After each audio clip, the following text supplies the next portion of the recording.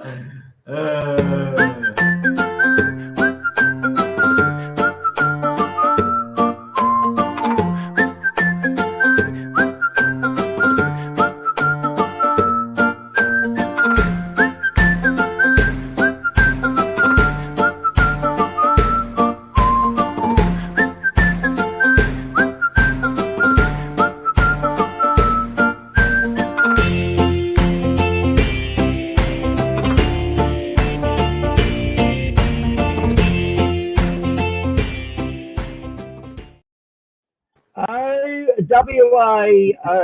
you don't even want to know what's happened tonight.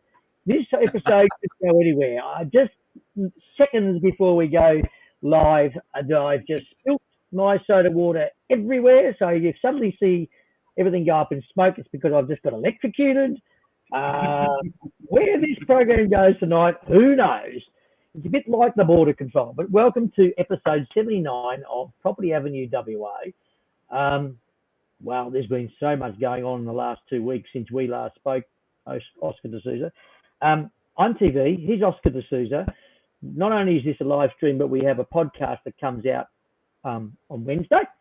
We do this every fortnight. We used to do it weekly. Now we've changed to fortnightly. Unfortunately, due to a couple of issues, our guest we had planned for the night couldn't happen. But we've got so much to talk about, including my soda water that I'm currently swimming in that's gone everywhere. We should do a video of our going live, I reckon, JD, because some of it's like a comedy act. But tonight we'll talk about the WA border closure and what's not going to happen on February the 5th, the impact. What is the possible impact? The Reserve Bank meeting today, which was considered one of the most important meetings the Reserve Bank have had for a very, very long time, and the rates are staying as is, so we'll talk about that.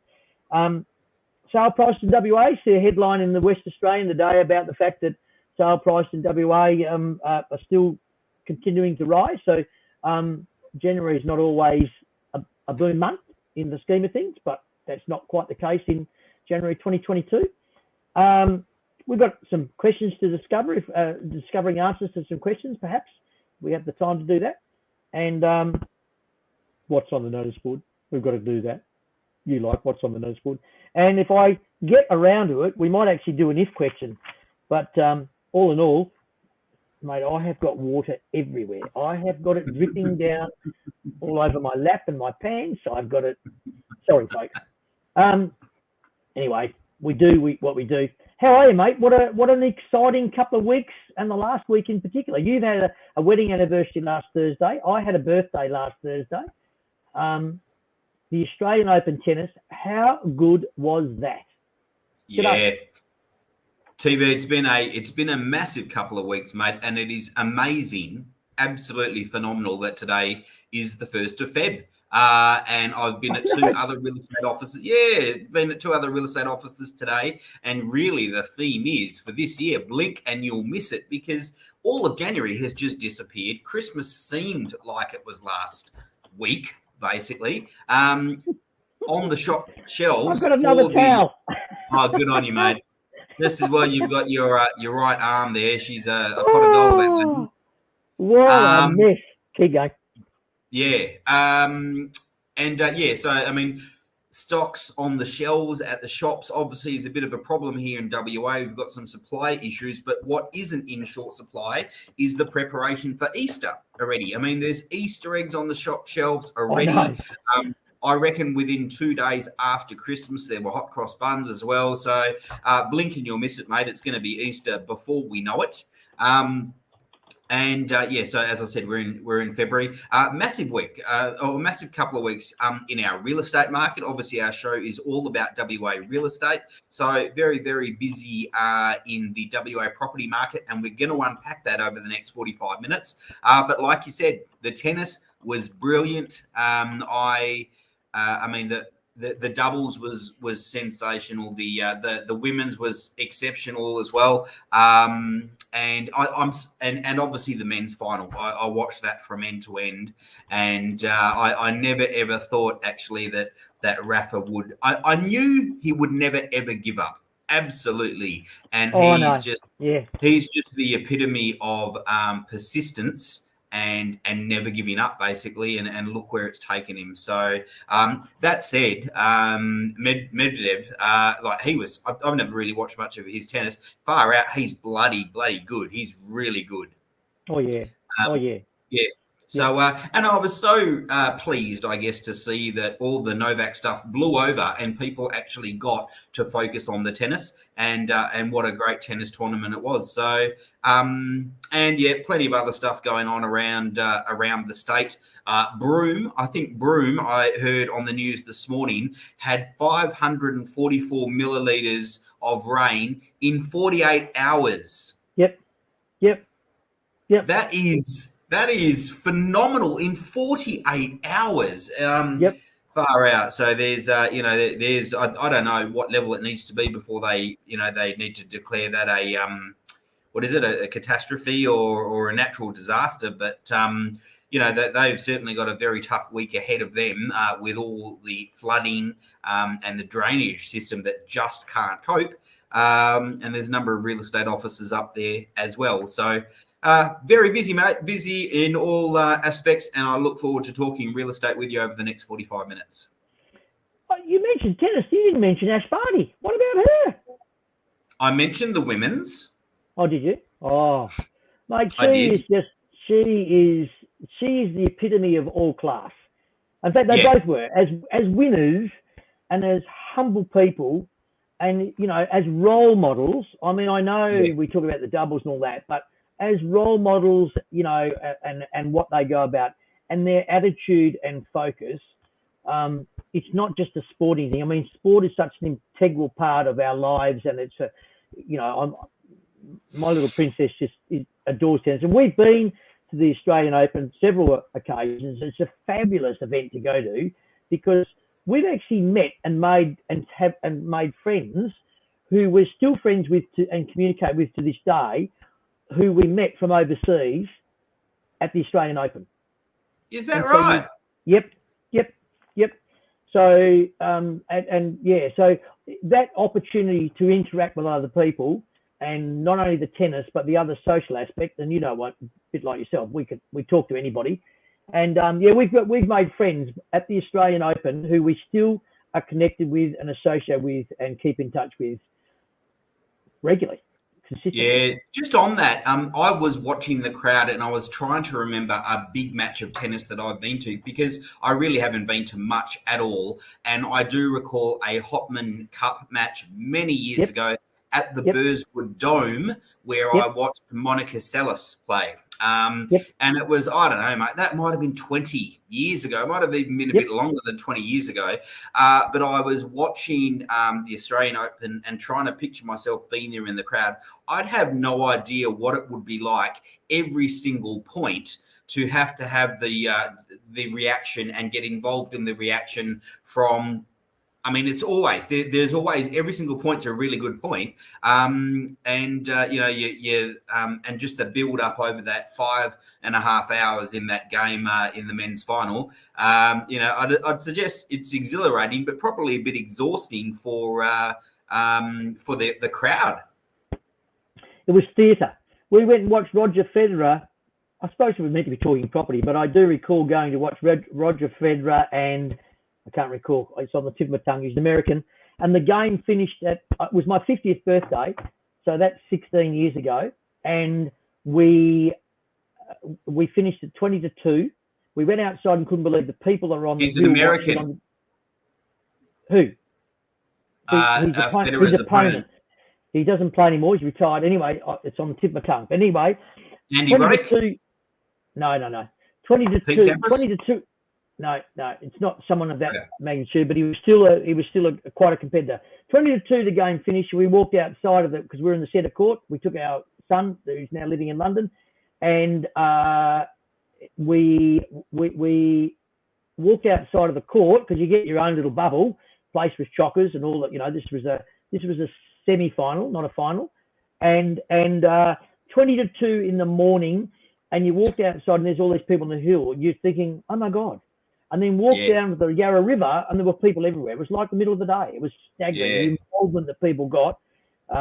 It was pretty mind blowing. So Yep, yep. It's pretty spare. Anyway, property-wise, first Real we should estate. do, yeah. First of all, we should refer to our general disclaimer, and so we must inform the information on this podcast and live stream is regarded as general advice. Your personal objectives, needs, and financial circumstances were not taken into account when preparing this content. I've got that down pat now. We always advise and recommend you seek personal, professional, and financial advice tailored to your specific individual needs before making financial, property, and investment decisions. And only today I had that scenario where a client rang me for some specific information, and because he had a bad experience a few years ago and he remembered what we said on our podcast. Beauty. So we rang to see, can you have a look at this, rah-de-rah. So we highly recommend it. It's really important. So for all those. So mate, first things first. So we've discussed tennis. There's been a lot been going on, but there's one particular thing I think before we go any further. Episode 79, we discussed a number of things, and around about the 20-minute stage of the episode 79, which was our first episode for 2022. The question was asked. We were discussing, and we got to the point about February 5.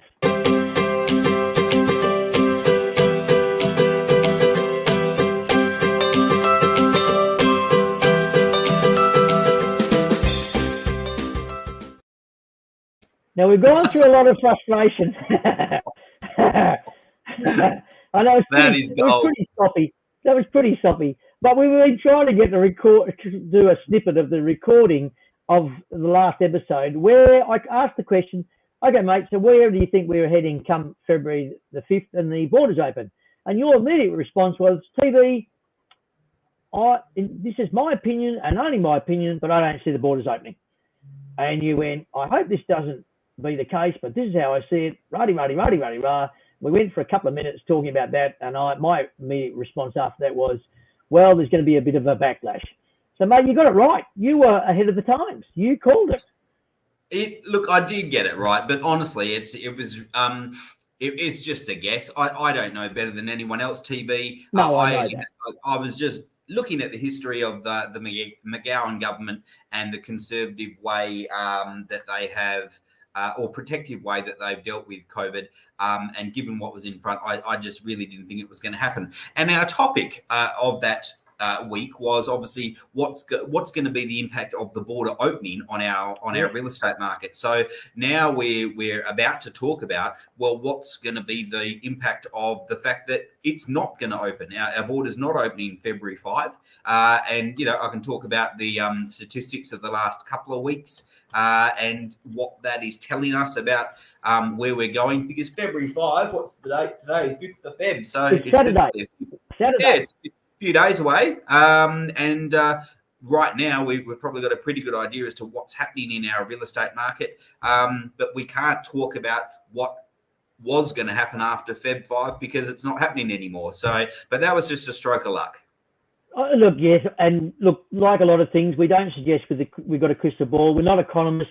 We're just passionate about real estate. Obviously, we have some knowledge because of our backgrounds and what we do on a day-by-day basis. We've got the feet on the ground in different professions.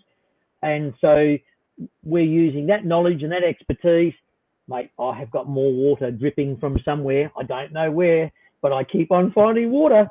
For those that are wondering what's going on, I've just spilled my glass of water. Maybe you need your personal assistant to come over and give you a bit of a hand. Oh, it's just not good. But so getting back to what I was saying is that, yeah, so with those things, that it is an interesting point. I think that what is really intriguing is that not only is it business people, but also sports people now have reacted quite strongly. Some of the rhetoric has been pretty powerful with regard to the impact. And in actual fact, I've just had my brother who lives in Singapore.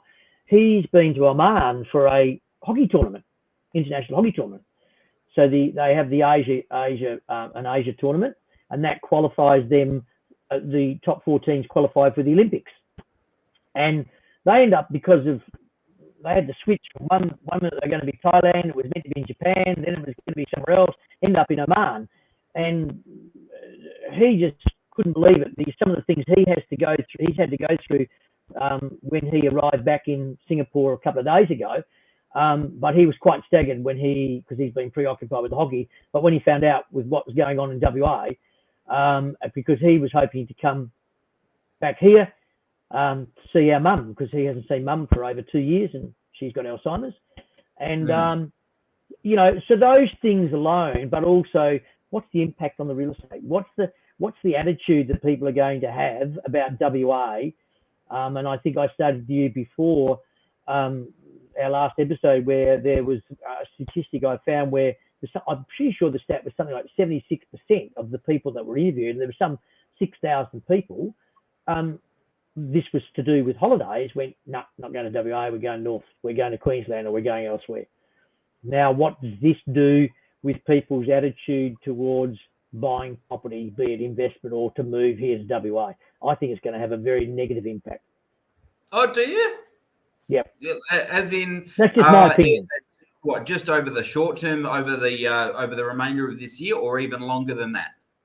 Well, I suppose I think what we were predicting.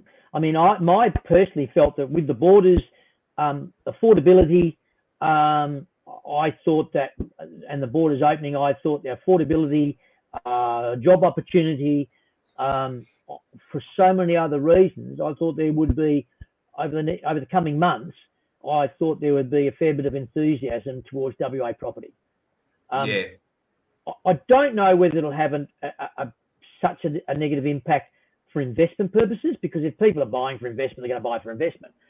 But I think certainly those that perhaps were entertaining coming to WA, perhaps coming here for opportunity, perhaps coming here because of employment opportunity, perhaps coming here because they like the idea, then those things could be put on hold because, hang on, we can't get there.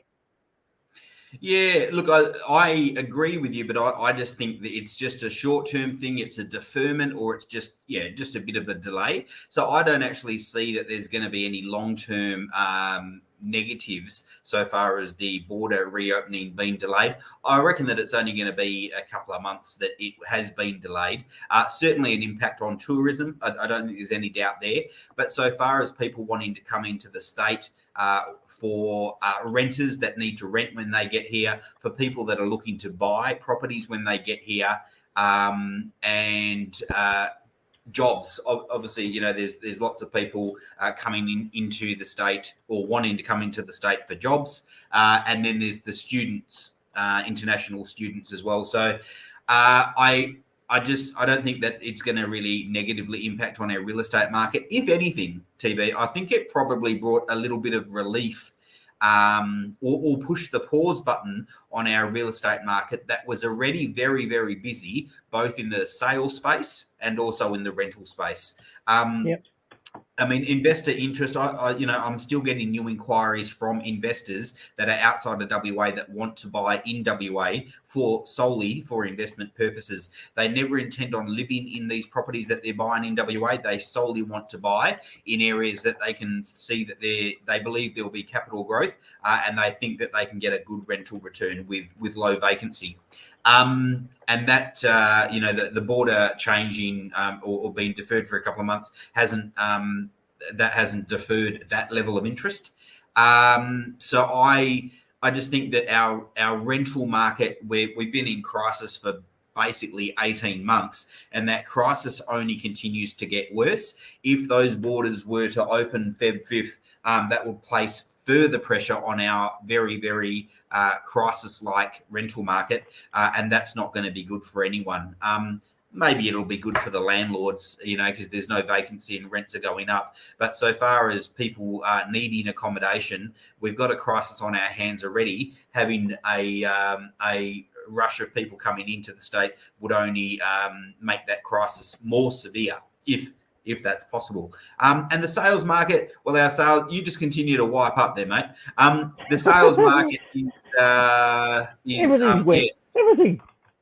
the sales market's still really, really hot, mate. There's, I went to a home open myself locally around here, and it was the first home open of a property that's worth probably 800,000 to 900,000 in suburbia.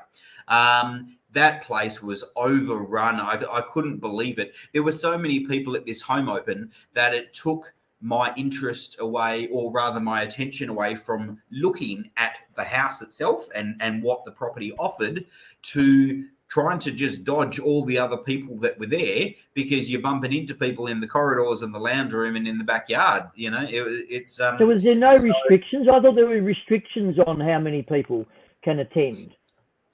There's restrictions, I think, on the number of people that are allowed in the house at any one time, based on the square meterage of the house. Right. But then there's the enforceability of that. So, in my opinion, this one. So if you've got one agent there, which is generally the case with a home open, how's he or she going to police that when you've got an influx of people?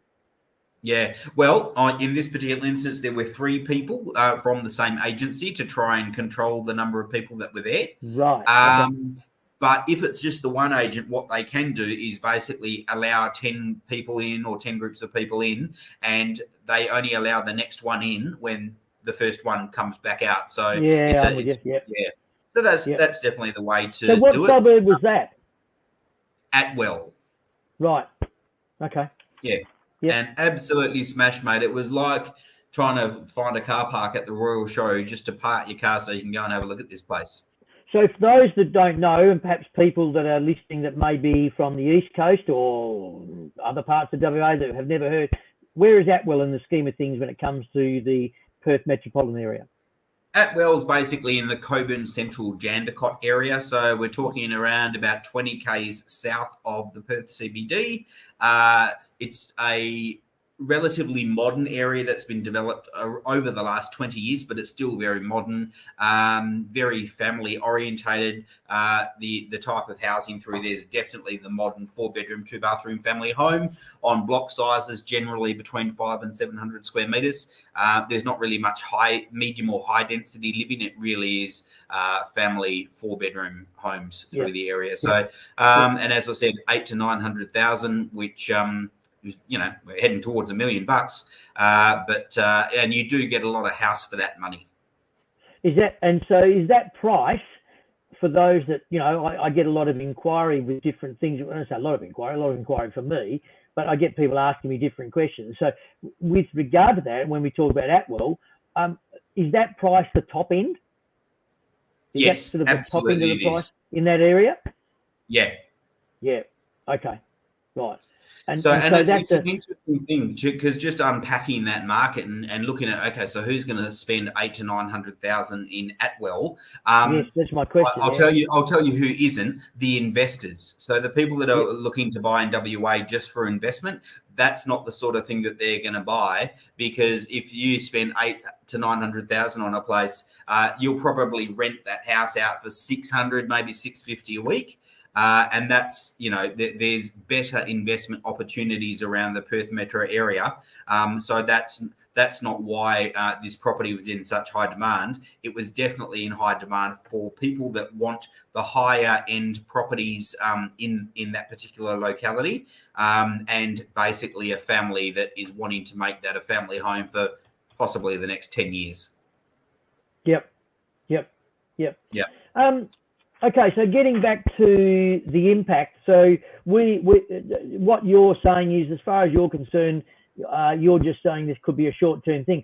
My issue is more the fact that short-term may be, but until we have a plan and knowing where we're going and and when I say everybody's concerned, whether what is going to happen, I think that's the problem, child. It's not so much the fact that the borders, the government haven't, they've basically gone about face. But what I think what is the biggest issue is the fact that no one knows, and no plan has been presented as to where we're heading, where are we going, when are we going to have borders open. It's very hard to disagree with that. And I think that is the issue more so than the fact that the borders are closed. I think the fact is there's certainly some pretty upset, and see even Adam Gilchrist jumped up and down with regard to that. And he made a very interesting point. Why are we waiting till February the 5th to then come back to WA to go to 14-day quarantine? Why can't we come back now and do 14-day quarantine? Mm. Yeah, there's just so many anomalies associated with the whole thing, and there's a few porky pies. There's been a few facts and figures that aren't quite have been twisted and suggested, and I've been saying this for some time. We're creating this hysteria. I don't think that is good for business as a whole, not just property, but for business as a whole when it comes to WA. Yeah. Yeah, no dispute. 100% agree with you. I think that is the government, the state government needs to get on with the job very, very quickly. And I reckon as the Feb 5th original date approaches, I reckon, here's my next prediction, by February 5th, there will be a state government announcement as to when the border will open. And I think that for a few reasons. One, and again, this is just a guess, but I think that for a few reasons. One is because I think they understand that they themselves need to have some date to work towards. It's not just the people of WA or the people wanting to get into WA. They themselves need to know for planning. But also just over, we've learned a lot just in the last fortnight so far as the increasing vaccination rate. We would have now had a little bit of experience with the mandatory proving of your vaccination status, which came into effect basically yesterday. And then the other thing being school has gone back.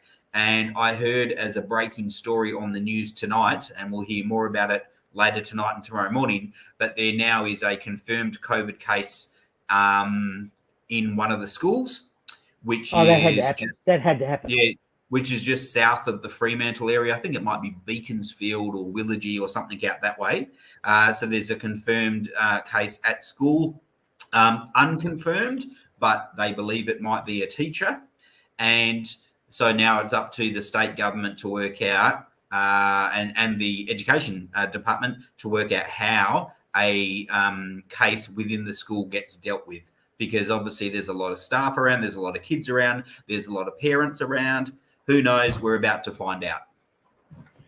And and I have a real estate person. I had a meeting with a real estate friend of mine who I might add is going to be on board and be our guest in not the next episode, but the episode after that. We're getting him on board with a new project that they are doing, and we'll get Pete on board. But you know, as he pointed out, what his comment was and his frustration was, we're talking about not opening the borders because of COVID. We've already got it here. It's already in the community. So you know, what are we achieving? So anyway, we could bang on all night about that and just have one topic about that, but we're not. That's not how we operate. So it is intriguing. It is really interesting. Watch this space, I suppose, when it comes to the property world. As far as you're concerned, you feel that it's not going to perhaps change a lot with regard to. I certainly think internally it's not going to change, but I wonder what impact it has. Whereas you think you're still confident that it won't have a negative impact on the property market here in WA when it comes to sales and purchasing. Yeah. So I think we'll see that.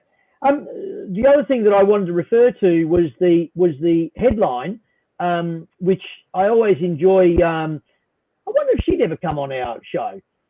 Kim McDonald, who does the West Australian real estate segment.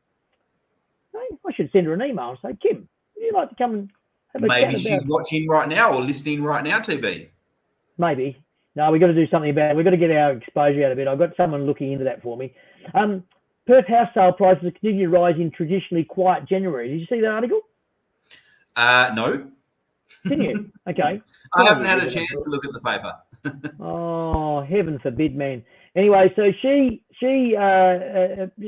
wrote this article about that, and of course, as we know, the prices have continued on their merry way. And ironically, where I live here in Vic Park, I talked to a young neighbour the other day, and they haven't been in their property much more than a couple of years, probably. Lucky to be that. And I spoke to him and I said, look, we've been away in Durham for a week or two. And signs up. Is that your place? Because there's a couple of units next door. And he said, yes. I said, you sold? Yes, done and dusted. And so they bought that. And I'm not telling any secrets, but the fact is that they wanted something a little bit bigger. They wanted to have a fair, and they took the opportunity. Went to the agent and said, this is our price. This is what we're going to do. And I won't mention prices, of course, but bingo, had 2 offers. One was the subject sale and one was subject to finance. So they obviously went for the finance, and job done. Told the agent, this is what we want, this is where we're at, and bought a bigger place around the corner, same location pretty much. And there you go. So opportunity arose all in within 18 months, 2 years, and they definitely made a few bucks on it, but it took, I reckon it must have been a matter of only within 2 weeks they had 2 people wanting to buy, and job done. Yeah. Not surprised to hear that story, and I reckon there's plenty more of them around, and people are making use of the opportunity, being the market the way that it is. And then there is also that, I don't know that it's the fear of missing out, but not knowing where the next 12 months is going to go. There's certainly some people sitting around going, surely it can't keep going like this. And so they're wanting to capitalise now and not have to wonder what it looks like in 12 months' time. In my personal opinion, I think there's so many things that are underpinning our strong market at the moment. I do think that we're going to continue to have a really, really big 2022. But again, that is just a punt. I know as much as the next person. But there's a lot of opportunistic people out there at the moment, and so they should be. They should make the most of what they've got today. I agree, and I think that is also happening on a not the same. I think regional WA is not having it's a positive impact, but I don't think it's the same extreme as it is on the East Coast. You read, I've been reading a number of articles, and that's been the case for quite some time, the best part of 12, 18 months, with regard to people moving out of the major areas, metropolitan areas, into the regional areas, and prices in some areas have just gone through the roof. Yeah. I think regional WA, the prices have moved. It's still there's no shortage of interest, but it's still, again, very, very affordable in comparison. And even when you compare what you buy in the city and the metropolitan area and what you're buying in regional WA, it's still very affordable and value for money. Yeah, look, just on the topic of Geraldton, there's a number of Geraldton listeners, and obviously. Oh, I'm not talking just Geraldton. Yeah, I know, but sorry, I'm raising Geraldton now because I've still got a place myself in Geraldton, and we and it's a tenanted property, so it's technically an investment property. But I think the Geraldton prices in over the course of last year, as the median. Increased 22 or between 22 to 23%, which is very healthy over the course of 1 year. And, you know, for someone like myself whose property went down in value pretty much since I've had it, that's very, very welcome news. Specifically on the rental market, TV, right now there's only 54 properties available in the whole of Geraldton. We always talk about the Geraldton rental market. But I just with my particular property up there, we've had a rental increase over the last 12 months, and I've tried to be a very conservative and fair landlord because we've had have got a very good tenant, and so we've stepped it up, but definitely kept it below where the market's actually at. And I thought just when I was doing my research on the Geraldton rental market today, I just had a quick look at some of the other stock that was on. Far out, you know, in the area of Wandina where my property is, and I had a quick look at what's available through there. The standard 4-bedroom, 2-bathroom home, which is many properties in Wandina, it's in the high 400s, $500 a week now, and it was not that it was $350. I'm going to interrupt you because we changed the format a little bit today, so I'm going to change you and allow you to review the rental and the sales market. But before we do, I think we should revert to our little intro because it's important. Okay.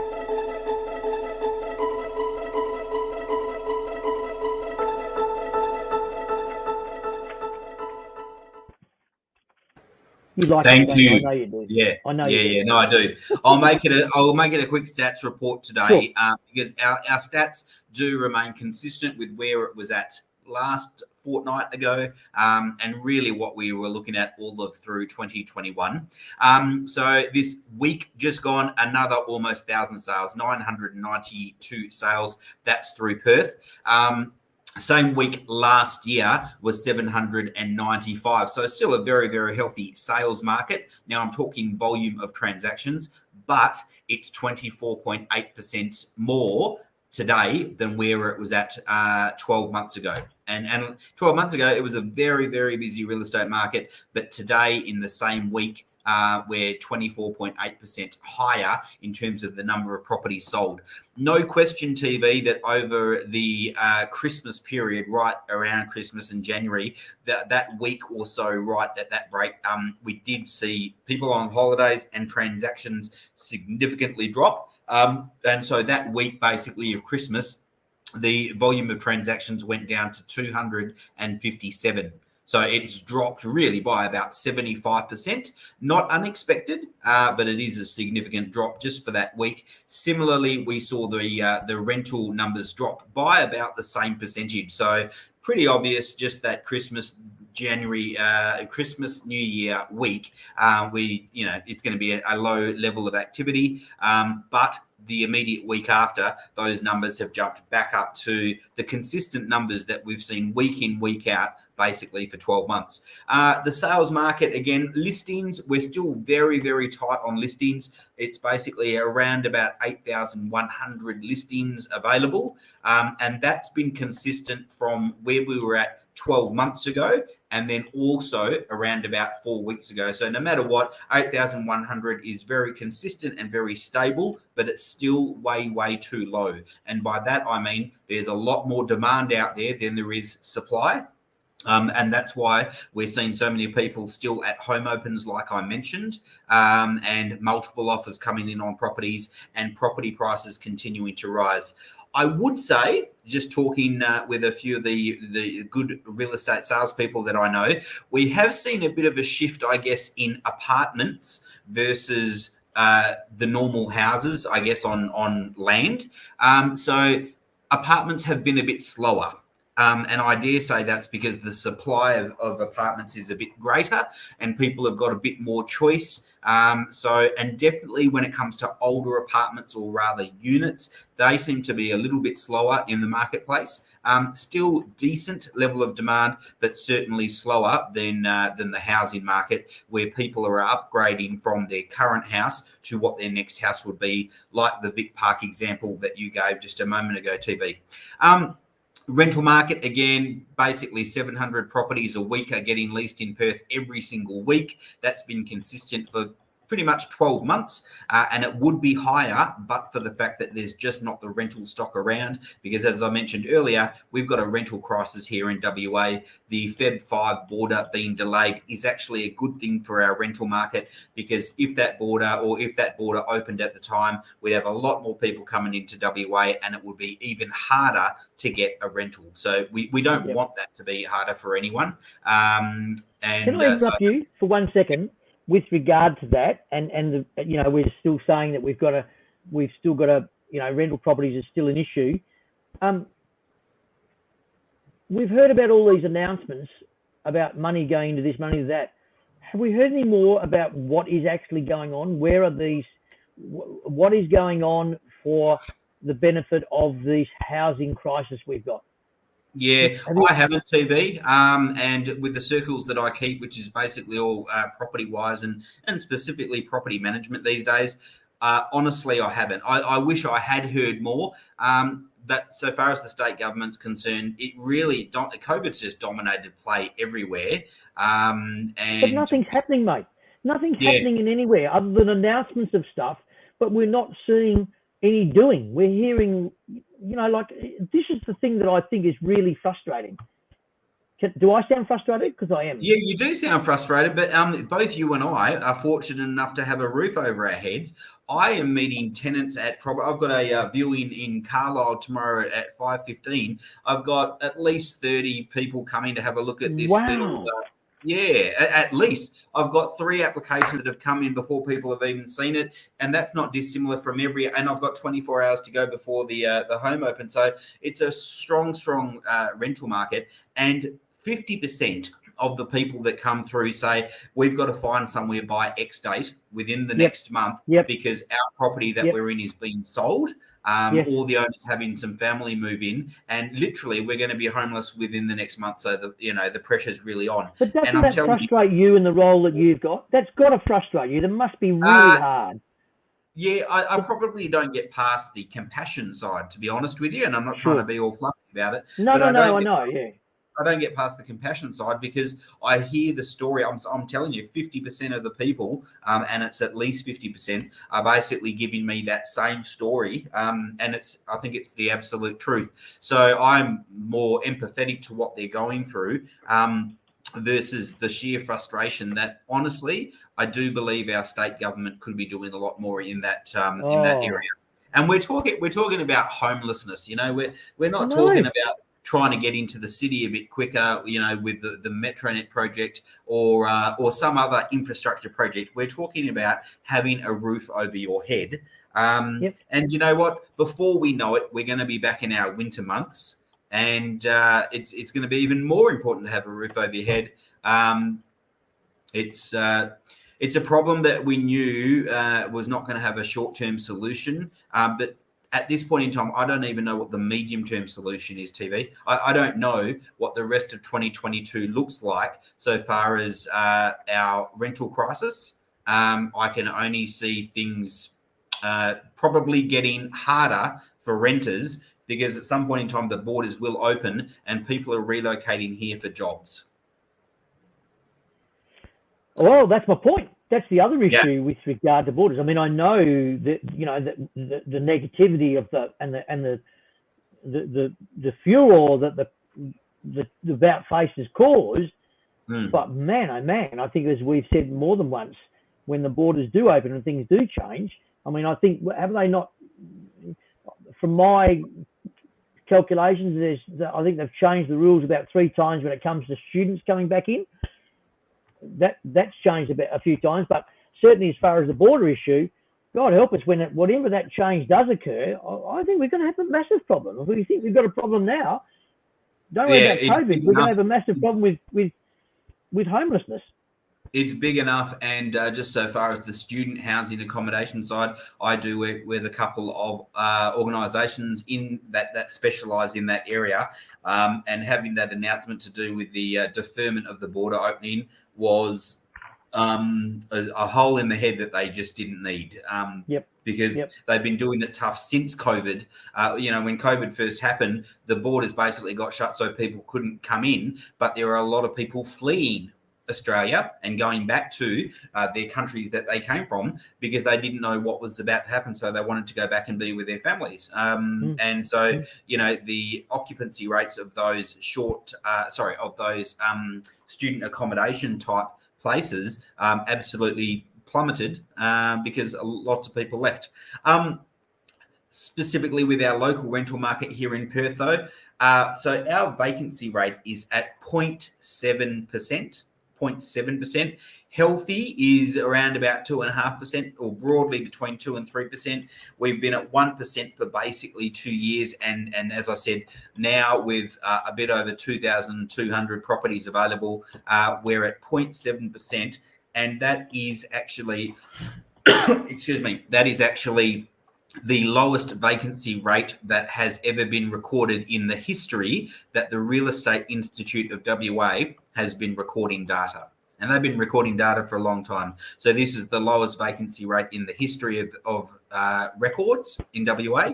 And our stock level is down 17% from where it was 12 months ago. Now, we've had a rental crisis for practically 2 years, which is COVID, the whole COVID time. 12 months ago, there's no doubt we were in a crisis then. Today, we've got 17% less stock.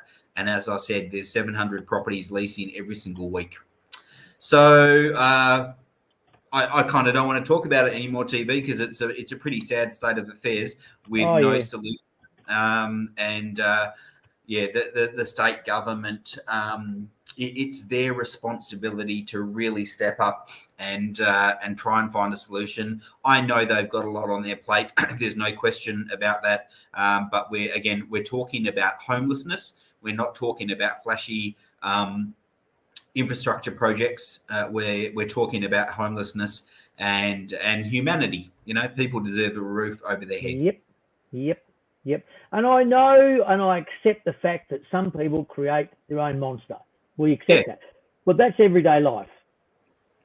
But as you described earlier on, when you've got 30 people coming to view one rental property that you've got, and you've already got applications for people that haven't even reviewed, haven't even seen the place, and you're talking 50% of those people are turning around and saying, we need to find something urgently because we're out in a few weeks' time. Totally. That is not people that have created their own monster. That is people that are just genuinely in all sorts of bother through no fault of their own.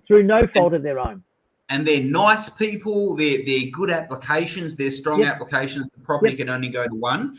And, they do come back to me when I have to send them the note saying, sorry, but your application is not, because the owner's gone with another application. And I've got really good applicants coming to me saying, hey, yeah, that's cool. What was wrong with our application? The answer is nothing. There was nothing wrong. The only problem is I didn't have another 3 properties that I could offer the other good applicants. So this isn't a case of bad applications versus good applications. This is a case of we've just got a big shortfall in supply.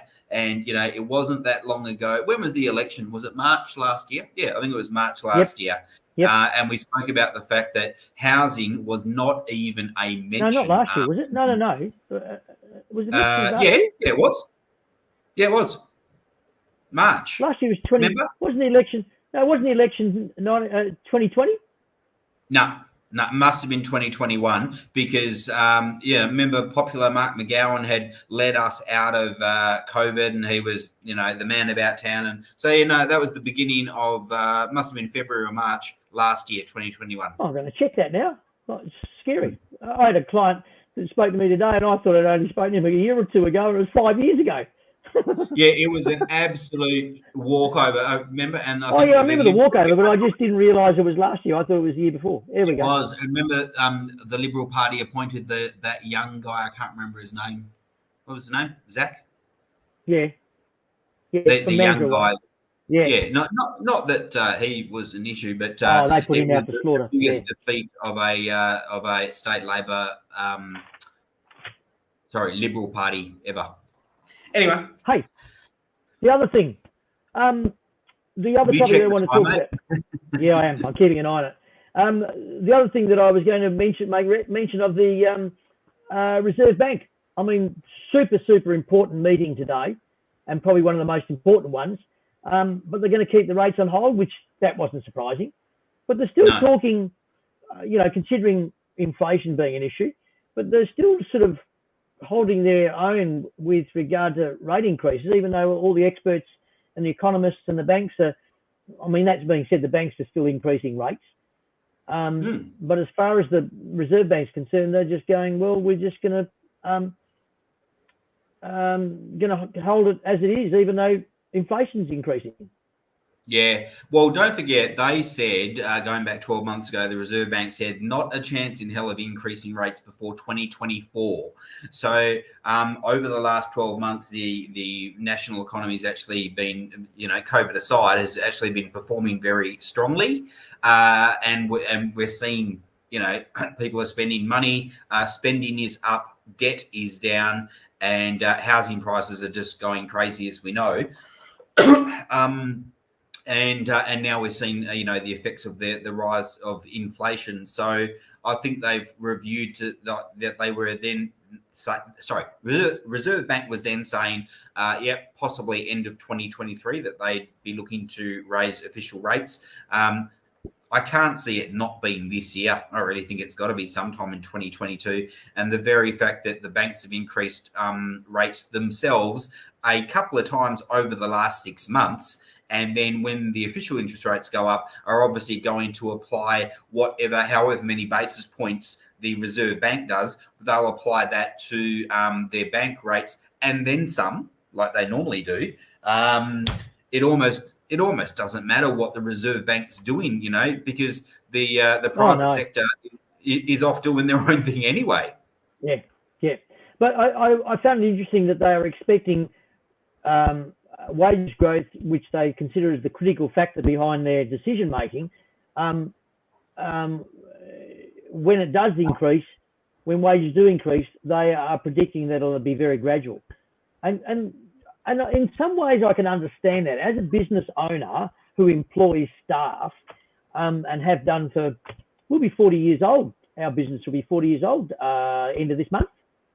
So end of this month? Yeah, end of this month. Beginning of March. What a fantastic milestone, mate. Yeah, very proud of that. But anyway, that's another story. We'll talk about that at some point. We'll do a little celebration. But yeah, I mean, it is a situation that we're in the property market and things have been quite good, but we've had a terrible time prior to that. So you're sort of playing a little bit of catch up, if you like, to because of all the issues that you had prior to all this busy time.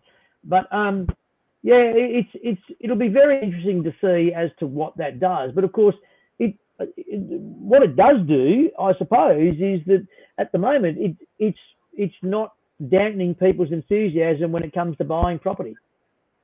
No, it's not doing that. And bearing in mind like Dino mentioned to us, so far as the loan servicing assessment criteria, that there's actually increased pressures placed on that so that the banks know what your serviceability is going to be like if or as and when the rates do increase, just to make sure that you're going to be able to absorb that as a borrower.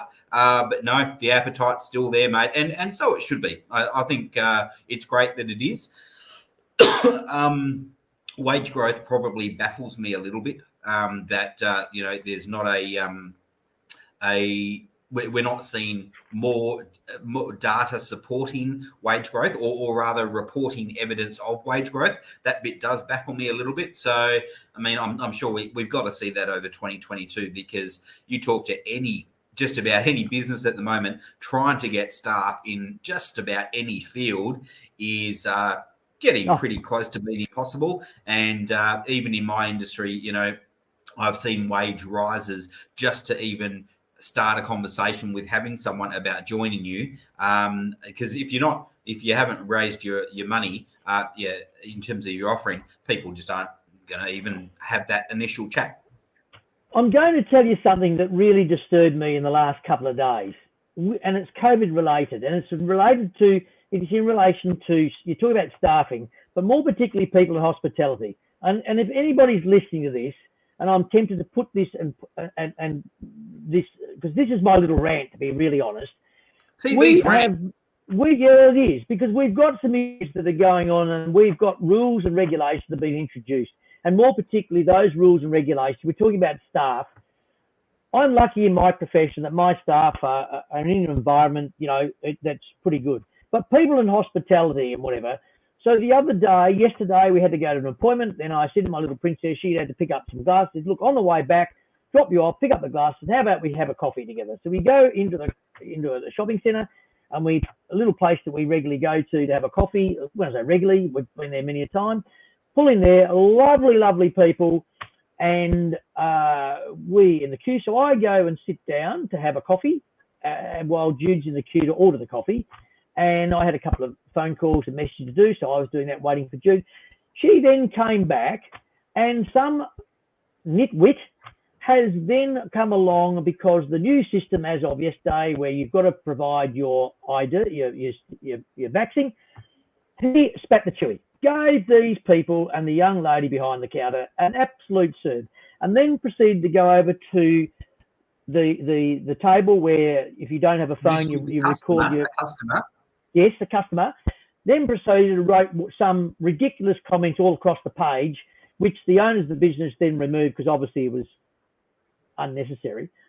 But this is the sort of nonsense. Another incident occurred when I spoke to where a young lady who was from a shop had gone to the supermarket in the shopping centre to get some paper towels, which was part of associated with the business they had, and they needed some paper towels. They did need them on a regular basis.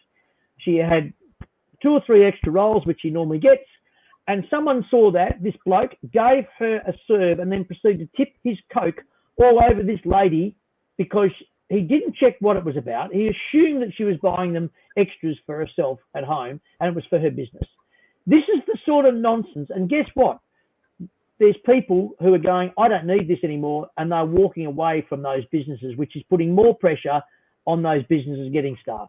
We have got to stop being so ridiculously stupid, dumb. Yeah.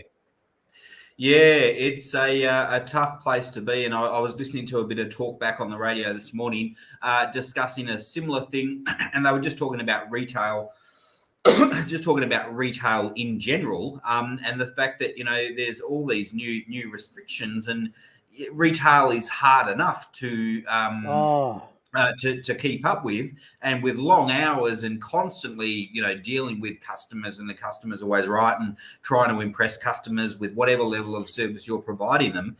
But then to put yourself in the firing line of the minority, have to say that it is the minority that will behave the way that you just described, TV. So unfair. So unfair on the staff. Yeah, and people will, just sit there and go, bugger this. I don't need. I'll go and drive a truck up north, or I'll do anything, but be. We'll not do anything at all. Go get the dole. Yeah. Then rather than being shown that level of disrespect. Looking at the time, we're going to run out of time to do the questions, so we'll carry those over because we've got a guest our next episode. So episode 80 it will be. Episode 80. 80. Yeah, 80. It'll be like your birthday. In 2 weeks' time. Don't be nasty, please. But I think we'll just quickly do, because I've got we'll quickly do property headlines, and then we'll do what's on the notice board.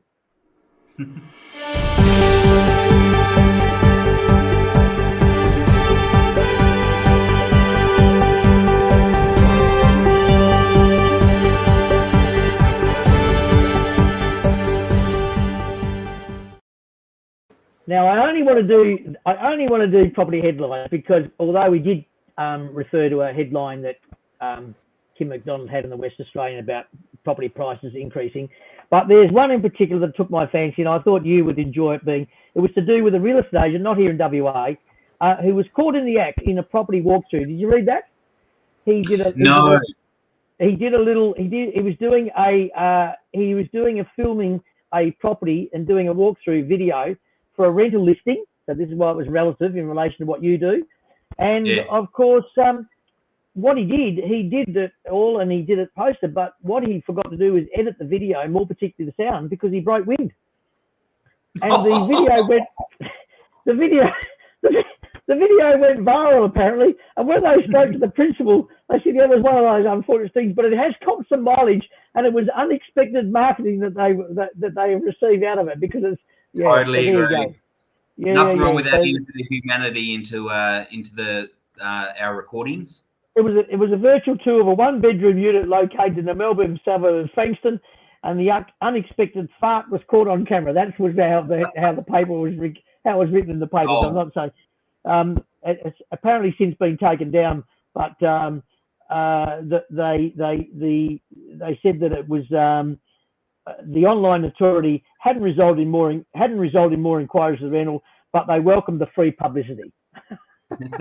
Good for them. So that was I thought that was a classic little thing. So that's as far as we'll go, because I'm looking at time and we're running out of time. But I think quickly we do have a little segment. It's your favourite segment, and we'll pass on Discover the Answers, but we will go to what's on the notice board. I know you carrying on like a pork chop. Ah, dearie me. Hey, listen, the reason why I'm doing what's on the notice board, because it's my daughter-in-law Rochelle's birthday today, so happy birthday, Rochelle. Happy birthday. Yes. And they're probably not listening, but anyway, happy birthday. And it's our middle son. He will be 43, I think. Yep. so his birthday on Friday. So happy birthday, bud. And Excellent. the other thing that I wanted to bring to the attention, it's Chinese New Year. And it is. So I've got a number of my clients who have that background, and I've contacted a few of them today. But Chinese New Year, did you know? And so the question I'm asking you, if you were asked the question about Chinese New Year, would you know what your Chinese zodiac animal is? Yeah, I do. And I don't know. I don't really know why I know. But I've just when I found out what it was, it's just I've always remembered it. And I am a dragon. Oh, I thought you were a dog. Aren't you 1976? Yeah, isn't that a dragon? 1976 is a dog. Whoops. Are you sure? I am sure. No. You know what? I reckon it's a dragon because my 10-year-old daughter at dinner tonight even said, "Hey, Dad, I know which one you are," and she just straight out said that I'm a dragon. I tell a lie. You were spot on. Oh my God. I tell a lie. I got it wrong. On national television, mate. This stream is. We got listeners all over the world. Anyway, well, it's better than the if question you had last time, where the last episode. It was a shocker, and I've kept I've got your daughter's if question. I'm doing that when we get our guest on. I think that's a brilliant one. So I'm keeping that. Yeah. For those who want to know, so Oscar's little daughter Ella had a brilliant if question that Oscar couldn't hold back, so he quickly contacted me and said, TV. But I'm keeping that for next episode. So mine is a monkey. So do you know what the 12 signs are? Nah. I'll tell you. Monkey, dog, and rat, ox, and tiger. And so this year is the year of the tiger. Tiger. Yeah. Rabbit, dragon, snake, horse, sheep, monkey, rooster, dog, and pig. Yeah, right. There you go. I knew you'd be excited. Yeah, yeah, so they are the 12 zodiac animals. So for all those that are celebrating Chinese New Year, I've got a message from my brother. I've got to contact him when he finish here. He's in Singapore and he's in lockdown. He's just got back from Oman, and because of one of the players got tested positive and has COVID, and so she's still stuck in Oman. She wasn't allowed to come back. So they had to quickly organise. Yeah, so. But he's celebrating Chinese New Year in Singapore, so I've got to contact him and see how he's going. So for all those out there celebrating, andVe got a number of clients and friends that celebrate the year, Chinese New Year, we wish you a happy New Year and great celebrations, and it's a fabulous thing. Have you been involved in the Chinese New Year celebrations at all? No, not at all. Just one sec. What are you up to? Sorry, just 1 second. We're finishing now. So for those, Oscar's just doing a little job for one of his daughters, but the question was, so have you been involved? Have you celebrated? No, not involved, but one of the clients, the office that I was at this morning has got a couple of Chinese girls that work there, and they love the celebration, and they also love lots of people. So they, I think it's a token. What is it? Is it a token or it's a gift basically that they give you, and it's got a symbol, and so they gave me 2 very large mandarins or 2 oranges, and actually did that to a few people in the office, and I think it's meant to bring you good fortune. That's it. And then also the little red envelope where they have a little bit of money in it and give that to the kids and stuff like that. So there's some really, really great traditions, and it's pretty special. Yeah, it's fabulous. So so to all those out there, happy New Year, and hope that and lots of lovely food, and it's pretty special. And then I think this weekend I think there's some celebrations happening in Northbridge with regard to Chinese New Year. Yeah, it's massive at Crown. I know that. Yeah. So it's fabulous. Mate, we've come to an end. We've done our thing. I've had a couple of great feedbacks regarding what we're doing. So we just want people to spread the word. We really, really want to get this out there. As I said, it's not a money-making exercise. We do this because we love doing it. We probably ramble on a bit today, but we just do what we do. I've spilt water everywhere. I'm going to have to clean up when we finish here. But love doing what we're doing. please spread the word. We're available on Facebook. We're available on Twitter. We're available on Instagram. Send us your questions. You can do live chat, whatever way it may be. Just watch this space, our Property Avenue WA Facebook page, our Champion Bay Settlements Facebook page, our Dedicated Property Facebook page, wherever you can get hold of us. And we would love you to get our thing, and our podcast is out tomorrow via Spotify, iTunes, and various other platforms. So do it, and please send your questions, and we look forward to seeing you in 2 weeks' time. Got a great guest, and at this stage, I'm hoping we'll be talking wills, and we'll be talking powers of attorney. I think they are really relative in this climate. Mate, take care, and we will see you all in 2 weeks' time. Take care.